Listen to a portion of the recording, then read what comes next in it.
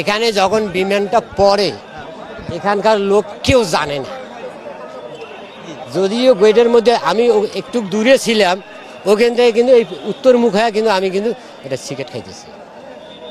খাইতে এটা কিন্তু ঘটনা কিন্তু 1:15 যে যেই বলুন না কেন, আমি 1:14 আমি কিন্তু একটা জিনিস আর কি ব্যবহার করতেছি। এর মধ্যে আর কি এই 15 মিনিটের মধ্যে 1:15 মধ্যে শুধু দেখলাম যে এই দিক থাকিয়ে এই দিক থেকে কোনো রাস্তা কিন্তু নাই, এই দিক থাকিয়ে আসি ডাইরেক্ট হানে ইঞ্জিনের কোনো সাউন্ড নেই, একদম ব্যস্ত, আওয়াজ নাই, কোনো আওয়াজ নাই, খালি স্যাঁতস্যাঁতি একটা আওয়াজ ছিল, শুধু স্যাঁতস্যাঁতি পাখার একটা আওয়াজ থাকে না, বাতাসের একটা ধাক্কা দেওয়া, এই আওয়াজটা ছিল, কিন্তু ইঞ্জিনের কোনো আওয়াজ নাই। আমি মনে হয় যে ওখান থেকে মনে হয় যে 30 সেকেন্ড লাগে নাই, তারপরে বেশি তো লাগবেই। খালি শুধু দেখলামে যা আগুন ভিতরে খালি ঘুরতেছে, বাইরে কোনো আগুন নাই। বিমানটা মনে হয় যে তলদি কাই একজোট করে গোট করে থুয়ে দিচ্ছে, এইভাবে বিমানটা যায় ভিতরে। বিমান তো না, ফাইটার প্রশিক্ষণটা এইটাকে গোছ করে থুয়ে দিচ্ছে।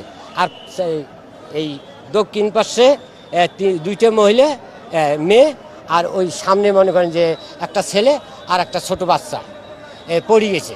এই সাইডটাকে আমি খালি উদ্ধার করছি, এই উদ্ধার করে টানিয়ে এইদিকে আনি থুয়ে অটো গাড়ি খুব হেল্প করছি।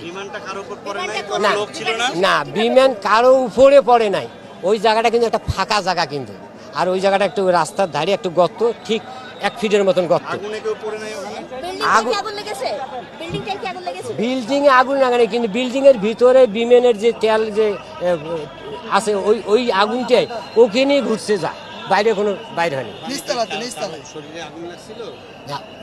খালি না, আমি একটা লোকে খালি দেখছি পাও 2টা এই পাশে খাড়ায় আছে, পশ্চিম পাশে পা খাড়ায় আছে, বিমানের তলে লোকটা বোঝা যায় আর কি, বিমানের তলে, কারণ যেহেতু উনি মাটির নিচে আর বিমান তো বোঝেনি তো আর কি।